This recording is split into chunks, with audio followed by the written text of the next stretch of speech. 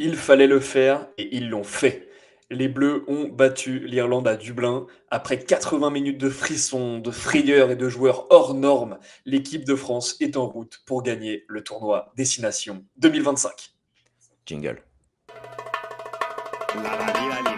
Rugby Show, ça va te donner très chaud. Rugby Show, ça s'écoute entre poteaux. Rugby Show, en métro ou au boulot. Rugby Show, des débats et des pronos. Rugby Show, bienvenue au Rugby Show.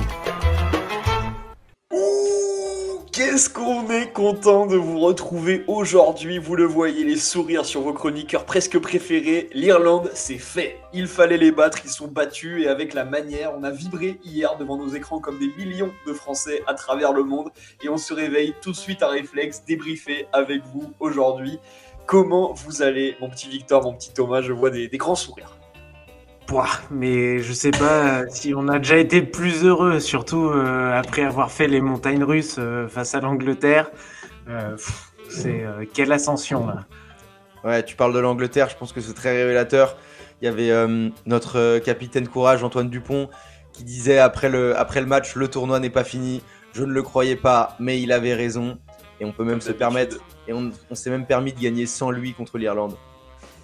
Absolument, et on va en parler tout de suite les gars parce que ça promet d'être un épisode croustillant, on a beaucoup de choses à discuter, je sais que vous avez des tonnes de choses à nous dire aujourd'hui.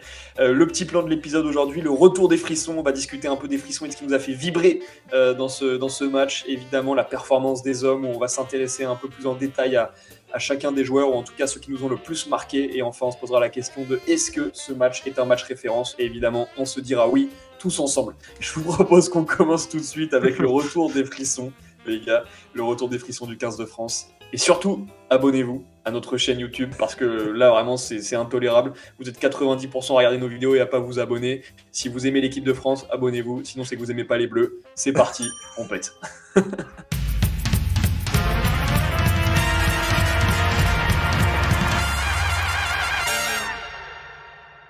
Des frissons d'abord les gars avec une première mi-temps complètement étouffante et une défense de fer. Il fallait être présent. On a dit des choses sur Sean Edwards sur cette chaîne YouTube et pourtant il a répondu présent avec les Bleus et en tant qu'entraîneur de la défense à Dublin. C'était l'endroit où les Bleus devaient répondre présent. Ils l'ont fait. Qu'est-ce que vous avez pensé les gars de la défense des Français? On a pris une marée pendant les 20 premières minutes. Les mecs, ils ont campé dans nos 22 mètres. Ils ont campé et pourtant, c'est nous qui avons marqué le premier essai. Franchement, à chaque fois, j'étais sous asphyxie. Et finalement, c'est grâce à cette défense dont tu parles, Clément, 90% de plaquage réussi. Enfin, 89 précisément. Le joueur peut-être le plus fou en défense, c'est François Cros. 17 plaquages, soit autant que Ramos, Dupont, Méafou, Gelon et Barassi additionnés. Victor, qu'est-ce que François Cros? Bah, François Cros, c'est juste même 10 plaquages en 10 minutes. Enfin, je sais pas, mais il était parti sur un rythme de 80 plaquages en 80 minutes. Au début, on s'est dit, oula, ça va être juste incroyable. Après, on a vu en fait les Irlandais, bah, bien sûr nous asphyxier, mais surtout pas nous respecter. Pas nous respecter parce que quand ils auraient pu prendre les points, ils les ont pas pris. Ils ont voulu nous marquer encore plus au fer rouge, enfin au fer vert, et ça n'a pas marché. Et nous, on a eu plus de 90% de réussite. Enfin, je sais pas toi, Thomas, la défense là, 90% de plaquage de réussite, 90, et on a plaqué 2 fois plus surtout Ouais, que ces Irlandais. c'est ça. On a fait 187 plaquages et eux, ils en ont fait que 100. Mais en même temps, ils ont passé beaucoup plus de temps que nous en attaque. On le verra un peu dans la deuxième partie quand on décortiquera ces stats. Mais je pense que c'était le premier tournant du match psychologique où bah, quand tu défends pendant 20 minutes et que tu prends aucun point, les Irlandais, ils ont l'impression qu'ils vont pas pouvoir marquer du match tellement leur plan de jeu, il fonctionnait bien. Ils avançaient sur chaque impact. On subissait. Et finalement, nous, dans nos têtes, on s'est dit, bah, c'est bon, on va pouvoir défendre comme ça tout le match, il n'y a pas de problème, on va pas prendre de points. Finalement, ça s'est avéré être pas trop mal. Et le plan de jeu se déroulait pas trop mal jusqu'à la fameuse 28e minute.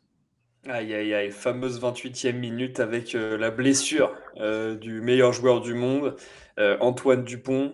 L'image s'affiche sous vos yeux, hein, une espèce d'image saccadée de l'équipe où on voit un peu le capitaine de l'équipe de France qui se met à hurler au bord du terrain. Il y a un moment de flottement un peu bizarre à la télé à ce moment-là, où les gens se demandent, on a entendu un cri sur le terrain, je pense pas que c'est Antoine Dupont, ah mais si, il semble que c'est Antoine Dupont. Et là, un peu la clim hein, pour les supporters français, je sais pas où vous avez regardé le match, où vous étiez, mais nous, à la bodega de la Maison Basque, petite clim et les gens commencent un peu à se regarder. 28e minute, la blessure d'Antoine Dupont, ça fait bizarre. Ouais, ça fait plus que bizarre, hein. C'est quand même le maître à jouer, c'est notre capitaine, c'est un peu, enfin, c'est un peu notre général, quoi. Enfin, et quand t'as plus le général, t'as un petit peu peur que les joueurs aient peur et ça joue beaucoup dans la tête le rugby et en fait, bah, ça a fait l'effet inverse, quoi. Ça a révolté nos Français. Et on va se l'avouer, ouais, quand t'as Lucu qui rentre et vu le match qu'il y a un an, jour pour jour, tout le monde lui a craché dessus parce que il y avait pas Dupont, il y avait Lucu et Lucu avait fait un très mauvais match. On tremblait, non? Je sais pas, toi, Thomas, t'as pas tremblé là à ce moment-là? Oh là là, mais surtout qu'à ce moment, c'est encore un moment où on est en train de prendre la marée, on n'a pas pris le dessus du tout. Et là, tu t'es dit, mais on n'arrive pas à s'en sortir, on touche pas une balle. Et finalement, le meilleur joueur du monde sort. Tu te dis, mais ouah, qu'est-ce qui se passe? Et le pire dans tout ça, c'est que l'action, elle est même pas revue à la vidéo. Alors que une blessure comme ça, honnêtement, tu te dis, moi, j'ai hâte de voir ce que la commission de World Rugby elle va dire et voir ce qui va être en commission de discipline. Mais en tout cas, Tad Byrne, le numéro 5 irlandais qui est l'auteur de cette faute, il a été cité. Donc ça veut dire qu'il va comparaître devant la commission de discipline. Il a été cité par les Français. C'est Galtier qui l'a dit en conférence de presse d'après-match. Et c'est sûr que tu vois, la blessure, elle est pas propre. Enfin, je sais pas ce que tu en as pensé, Berton, mais moi, ça m'a fait. Non, mais c'est horrible. Enfin, déjà, quand tu le vois crier, moi, je trouve ça horrible. Puis quand tu le revois au ralenti, tu te dis, bon, bah, c'est pas possible. Il y a forcément une faute. Parce que là, dessus, après analyse, quoi, on se dit le lendemain, là, quand on regarde, est-ce qu'il y a faute? Est-ce qu'il y a faute? Et puis là, à force de chercher, je vois que en fait, dessus, il y a 3 vraies fautes. Il y a 3 fautes qui peuvent mériter rouge. Il y a une entrée latérale, en fait, qui vient, 3 fautes, une entrée latérale, le gratteur, en fait, qui arrive, le gratteur, le déblayeur qui arrive en plus sur une partie basse du joueur. Donc ça, c'est aussi une faute. Tu n'as pas le droit de venir dans le but, en plus de provoquer une torsion. Et la dernière faute aussi, c'est qu'il a perte de poids total, en fait, pas contrôle de son poids total, donc il est pas vraiment sur ses appuis, donc t'as pas le droit d'aller dans un ruck comme ça, et avec une épaule fermée, et sur le côté. Donc les 3 fautes peuvent mériter un rouge s'il y a blessure d'un joueur, et c'est même pas revu. Donc ça, c'est quand même un scandale. Pour moi, je suis d'accord avec toi. Je suis d'accord avec toi. Et 4e faute pour moi, c'est que c'est Antoine Dupont. Le mec, tu l'entends jamais hurler, tu l'entends jamais se plaindre, tu l'entends jamais se blesser. Il devrait y avoir une vigilance pour ces joueurs-là qui sont des mecs où il se passe jamais rien et tout va toujours bien. Et genre, l'arbitre ne revoit pas le truc. C'est complètement fou quand même. Complètement fou. Moi, je comprends. Et Galtier descend à ce moment-là au bord du terrain. Avec inquiétude, c'est une image qui t'a marqué, je crois, Thomas. Ouais, moi j'ai trouvé ça très fort. Galtier, il est jamais au bord du terrain. Il est toujours dans les tribunes, on le sait, il est en haut du premier étage, il regarde ses stats, il a ses analystes à côté de lui. Et là, on a notre capitaine qui se blesse. Et moi, j'ai trouvé que c'était un message très très fort envoyé au reste de l'équipe de les gars, je suis avec vous. Dupont, il est sorti, mais c'est pas grave.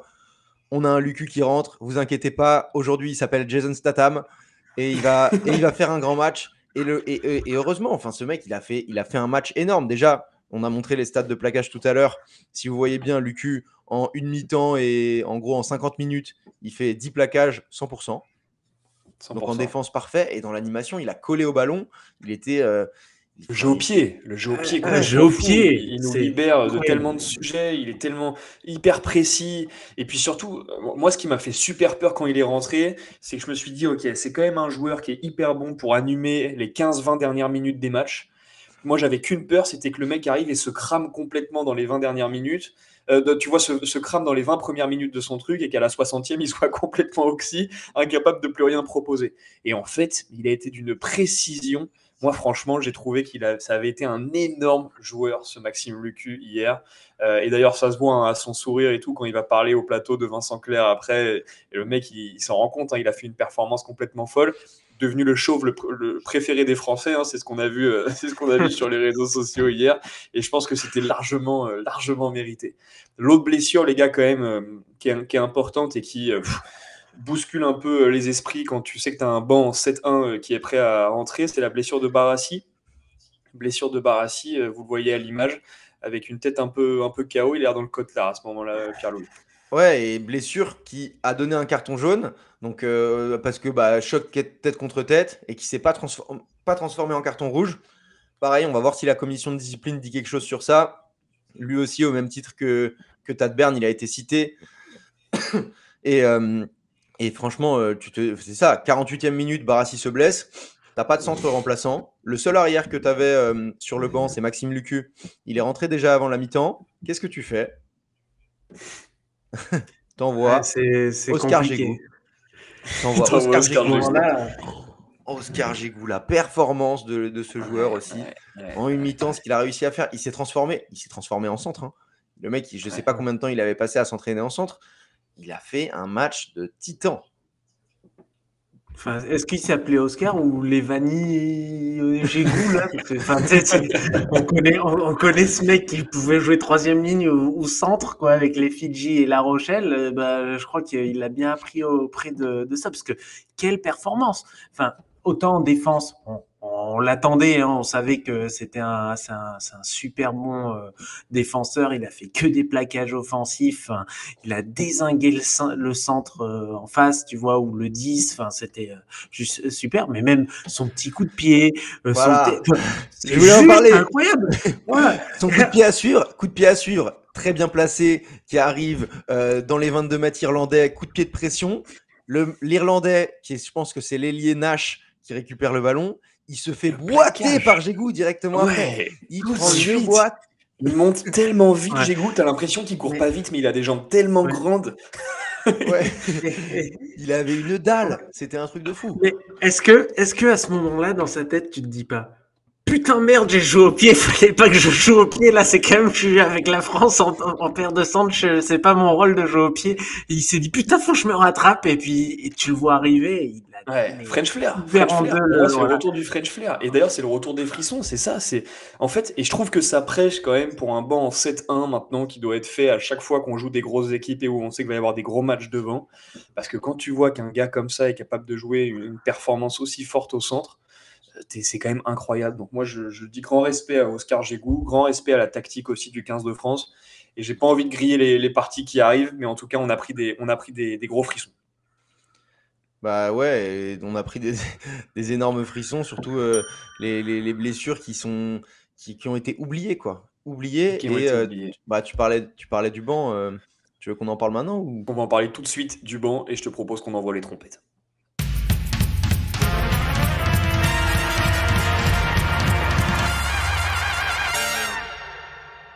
Si t'es encore là et que t'es toujours pas abonné, on va envoyer Maxime Lucu le chercher, ça va te faire tout drôle. Le banc, les gars, le banc complètement fou hier. Le 7-1, le bomb squad français qui nous a fait plaisir, même s'il repositionnait un peu différemment avec un Gégou au centre, et qui nous permet de faire une grosse différence physique en seconde mi-temps, Victor. À 48e, tu vois, après s'être fait asphyxier quand même, tu vois, par les Irlandais. On prend un essai dès le retour. Là, toute la France tremble, on va dire, parce que là, il y a 13-8 et on se dit, ouf, la vapeur s'est inversée. Boum squad. Hein, c'est ce qu'il faut dire. 48e.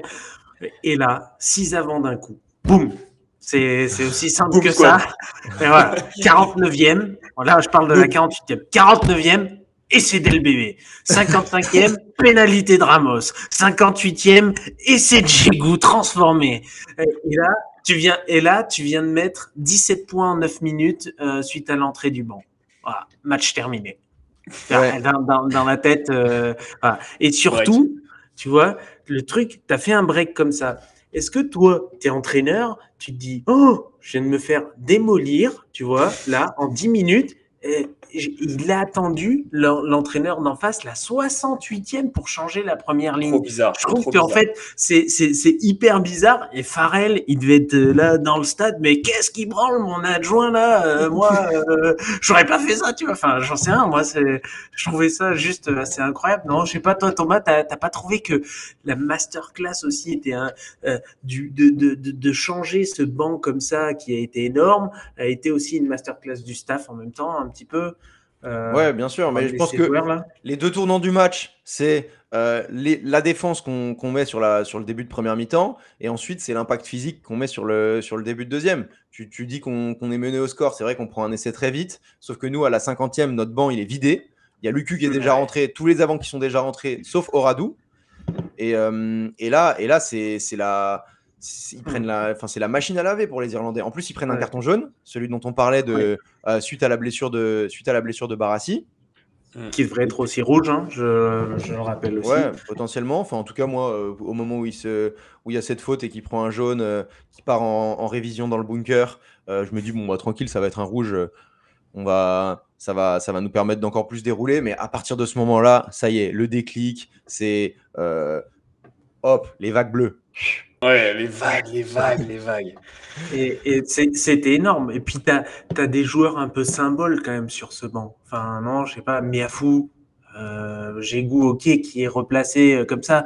Mais Miafou, faut plus le mettre titulaire, les gars. C'est l'impact player. Aujourd'hui, tu sais, on parle des finisseurs. Un finisseur, c'est celui qui décide du gain du match ou pas. C'est pas, tu décides pas à la 50e du gain du match ou tu décides pas à la 20e du gain du match, c'est à la 80e. Et donc, c'est, pour moi, imagine, là, tu fais rentrer des Meafou, des Tatafou, peut-être, derrière un Antonio qui t'a déjà un petit peu, tu vois, je trouve que ça peut être une tactique que va adopter Galtier dans le temps, hein.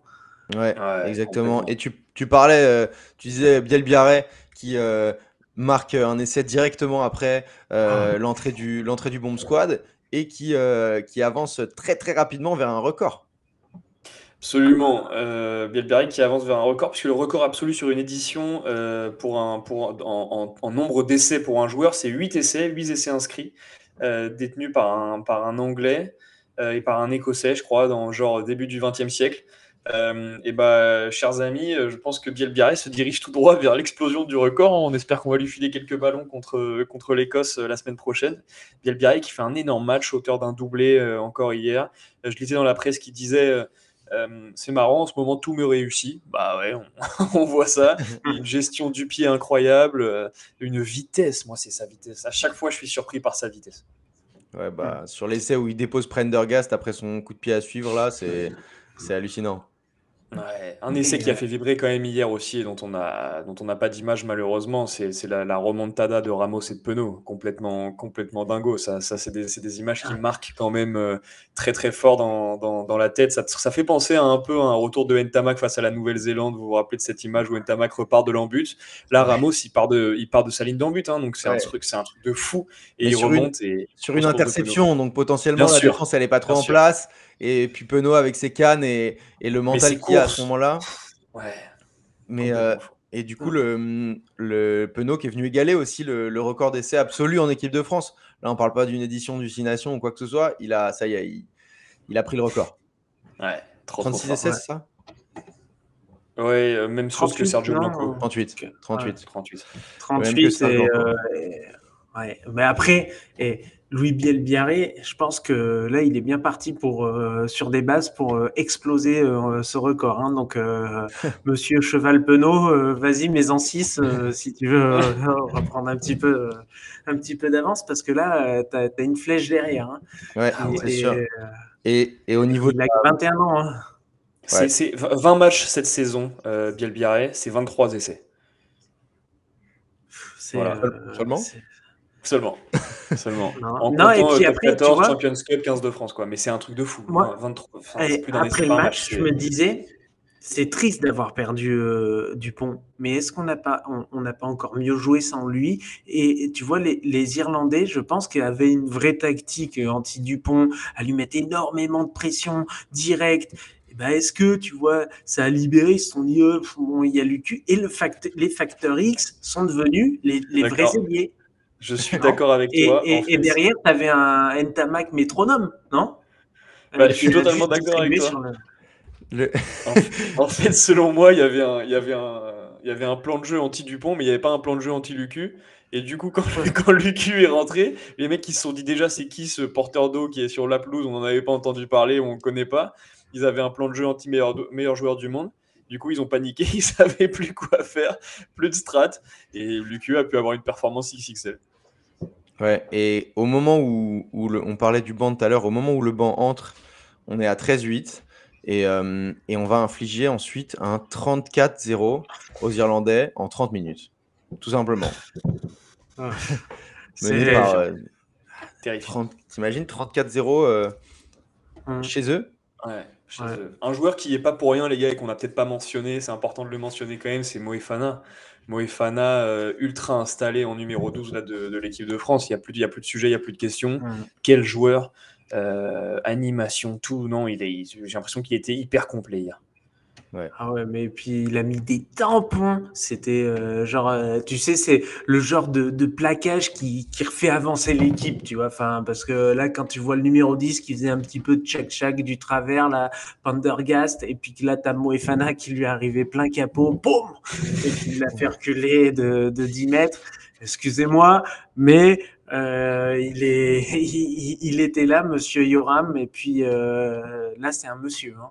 Quand Ouais, tu fais une je telle suis un monsieur. prestation, voilà. C'est un monsieur. Ah, C'est un monsieur En vrai, il y a eu des performances exceptionnelles c'est individuelles, mais collectivement, il s'est passé des choses folles. On a dit qu'on avait pris la marée pendant le début du match. La vérité, c'est que pendant la plupart du match, on n'a pas énormément touché la balle parce que l'Irlande avait 58% de possession à la fin du match. Je ne sais pas si vous vous rendez compte, dans un match, c'est très rare d'avoir un écart tel, 58-42, c'est hallucinant.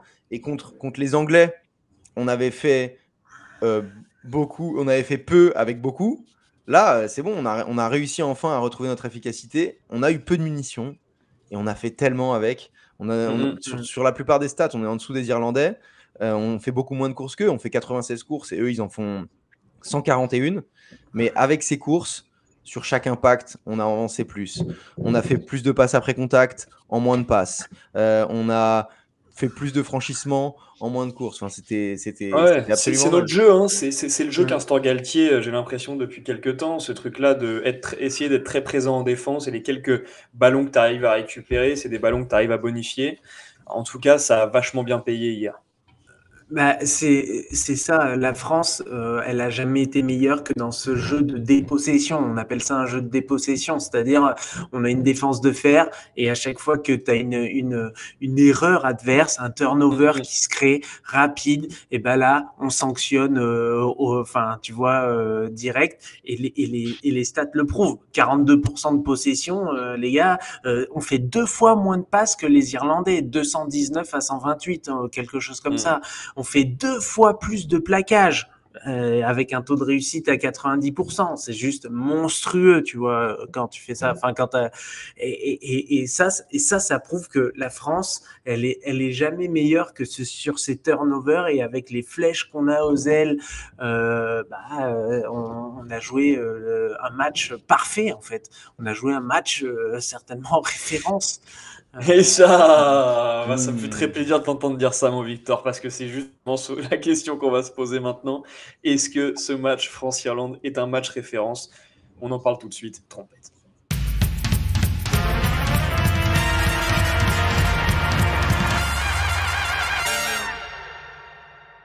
Les gars, 42-27, je crois qu'on ne le dira jamais assez. 42-27 hier, c'est le record de points que la France a marqué à Dublin. C'est jamais arrivé d'aller si haut dans les nuages de Dublin. Grand respect à l'équipe de France. À quel point est-ce que c'est un match référence pour vous, les gars? Est-ce que c'est un match sur lequel on va pouvoir construire? Moi, c'est un match, je pense, pour lequel je vais souvent, avant de m'endormir, me regarder le résumé. Un peu comme quand on avait battu les All Blacks en 2021, où tous les soirs, je m'endormais avec cette douce musique des 40 points qu'on avait marqués contre les Blacks. Et là, l'addition, elle est tout aussi salée. Surtout que ça aurait pu être encore plus gros écart, parce que les Irlandais marquent 2 essais dans les 2 dernières minutes. au moment où ça compte plus énormément. Ils reviennent même pas chercher un bonus ni offensif ni défensif, parce qu'ils auraient pu prendre le bonus offensif même en perdant s'ils avaient marqué 4 essais, mais il y avait 42-13. T'imagines le coup de massue à Dublin. Je sais pas quand c'est la dernière fois que les Irlandais ont pris ça à domicile, mais dans l'ère du 6 Nations, je pense pas que ce soit arrivé. Ouais, c'est un coup de clim, hein. Et d'ailleurs, on a vu des supporters, je sais pas si vous vous rappelez, qui quittent le stade un peu, un peu comme quand on avait vu à Twickenham l'année dernière. Ouais, c'était l'année dernière. En fait, on a un peu non, il y a 2 ans, Il y a pardon. 2 ans, ouais. On a un peu ce sentiment, en effet, qu'on a redistribué les cartes, et à mon avis, l'Irlande s'attendait pas vraiment à ça. Autant il y avait un 50-50 pour moi au début du match où il se disait quand même c'est possible que la France gagne, mais à ce point-là, c'est n'importe quoi. Victor, pour toi, grande performance du staff également. Bah, en fait, si tu veux, pour moi, on avait déjà vu une équipe de France qui dominait, qui avait été mettre 50 points à Twickenham, mais face à une équipe d'Angleterre qui était pas la grande équipe d'Angleterre qu'on connaissait.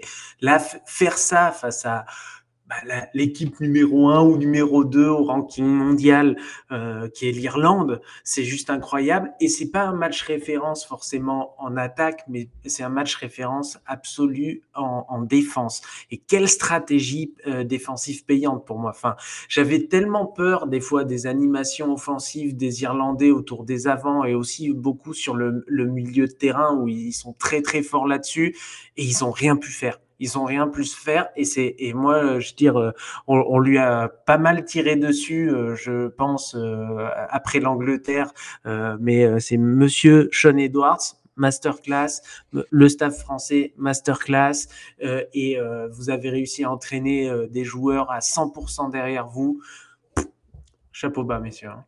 Tout le monde a critiqué la stratégie du banc, on en reparle, mais le 7-1 qui était risqué si un centre se pétait, un centre s'est pété. Bah si. Mais et voilà. Surtout, tu te dis un centre c'est pété, mais fallait aussi surtout pas que ton neuf, tu vois, qui est ton capitaine et qu'on a tous dit, il faut le faire jouer tout le temps 80 minutes, c'est ton meilleur joueur. Là, il sort à la 25e, tout le monde tremble. 20 minutes plus tard, t'as ton centre qui se blesse. Tu vois, enfin, c'était un peu le scénario horrible qui prenait forme, hein, et que nenni. Et est-ce que, du coup, tu parlais de battre la meilleure nation, en tout cas de l'hémisphère nord, potentiellement une des meilleures nations du monde. Quel message est-ce que ça envoie aux autres équipes et au monde du rugby, Victor? Vas-y, Victor. Non, moi, Clément, ça m'intéresse pas. Quel message t'envoie là? Enfin, je sais que ça fait très prétentieux, mais c'est dire maintenant les meilleurs au monde, c'est nous. Je sais pas si on envoie ce message-là. En tout cas, on envoie pour moi une remobilisation très très forte de l'équipe de France. On est hyper attendu. On n'a plus l'étiquette d'outsider ou de challenger qu'on avait un peu il y a quelques années. Là, on est une nation hyper importante du rugby mondial. Et ça fait plaisir de voir ça. Et d'ailleurs, l'Irlande, tu le disais, Victor, est 2e au classement World Rugby. Et coïncidence, peut-être pas, elle est également 2e au classement du tournoi Destination, puisque c'est l'équipe de France qui est première avec 16 points, messieurs, 16 points. L'Angleterre n'a pas encore joué à l'heure où on enregistre, donc vous avez encore le classement de l'interjournée, si je puis dire.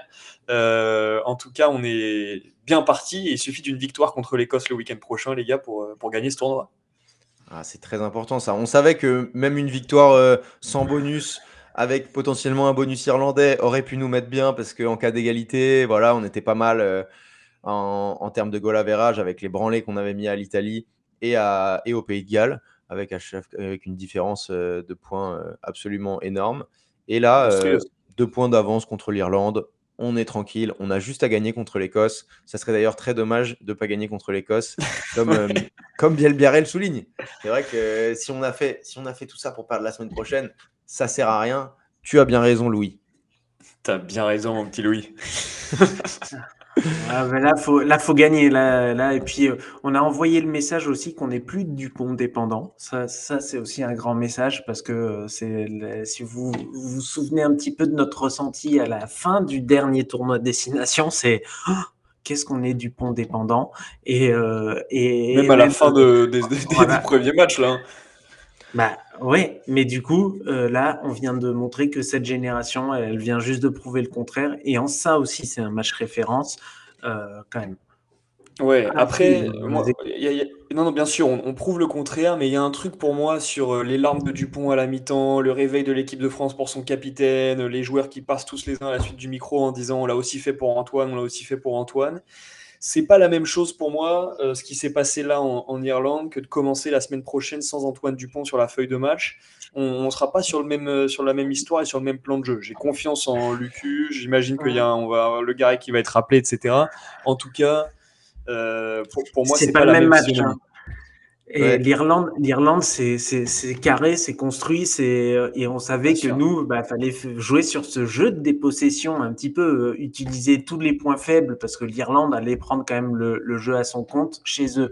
Là, c'est à nous de prendre le jeu à notre compte et faut pas que l'Écosse se retrouve dans la situation de la France maintenant parce que l'Écosse, c'est un petit peu la France bis pour moi. Hein. Quand vous voyez Darcy Graham, c'est un petit peu le LBB de la France. Quand vous voyez Van der Merwe, c'est un petit peu le Penaud de la France. Quand vous voyez Kinghorst, c'est un petit peu le Ramos de la Kinghorn, le France. match Quand vous qu'il fait voyez, hier, c'est voilà. complètement fou. Hein. Et, Ouais. et c'est une équipe qui est capable de faire très très mal pareil, par ce jeu de dépossession. On l'a vu le faire en Angleterre plusieurs fois pendant plusieurs années. Chaque fois, les Anglais ont un petit peu dominé physiquement et eux les ont punis par des turnovers. Donc, attention, ce match piège la semaine prochaine, c'est pas du tout là on fanfaronne tous parce qu'on est des Français. Mais moi, je dis, attention, faut rester concentré. Et les Français avaient l'air de l'avoir en tête parce qu'ils disaient, on vient de gagner une demi-finale, pas une finale. Ouais, d'accord, je suis d'accord. Il l'avait complètement en tête. Et le On match dira pas la même chose sur la Dupont dépendance si on perd la semaine prochaine. Ouais, c'est mais ça. on va y croire si on est sérieux et qu'on fait le match qu'on doit faire. Normalement, à domicile, on devrait gagner contre l'Écosse. Et vous, En vous tout cas, on voyez peut qui? gagner ce tournoi. Lucu?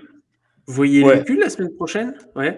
Et Barassi, on le remplace par qui? Galton? Gigou? Non. Ficou, je pense que Ficou reviendra à Ouais. voir, mais peut-être qu'il revient en forme. Après, Gaëton, il me semble qu'il s'était blessé, donc pas sûr. Ah Ça oui, peut il être... est blessé, exact. il me semble que ça se Pour jouera 6 entre deux semaines. porteurs et Ficou, même si je vois bien un retour de Papy Gaël pour le dernier match du tournoi. Il va arriver pour un match et potentiellement soulever le trophée. Donc, pour lever le trophée.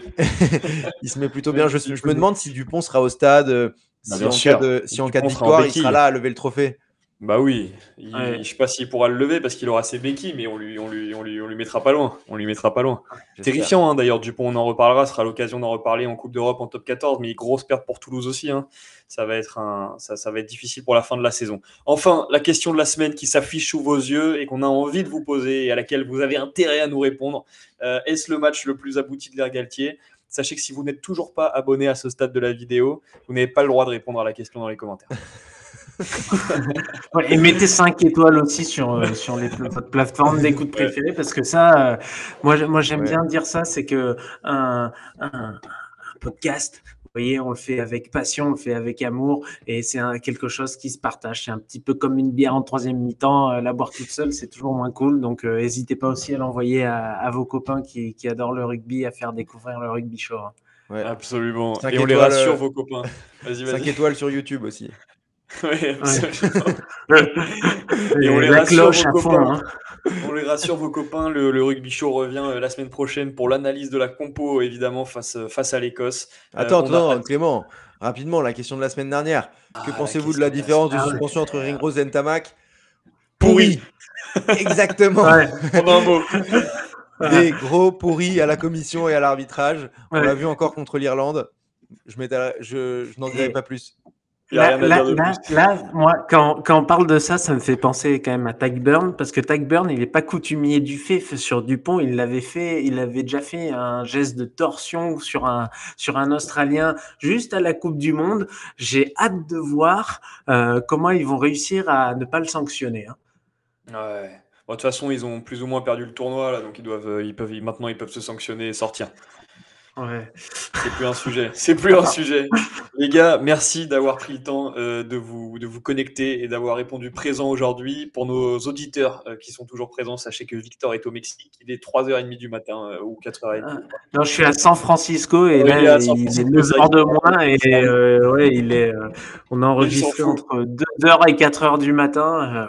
Mais Il s'en fout. Il c'était ferait le chaud, tour du hein. monde pour vous. Victor, Il est pour le chaud. rugby show, il Il est déplacerait très des chaud. montagnes. Il est super chaud. Il est comme le rugby d'ailleurs, parce que n'oubliez jamais, le rugby show, c'est chaud. Oh, comment c'était chaud, bro. On t'aime. C'est gagné, c'est gagné.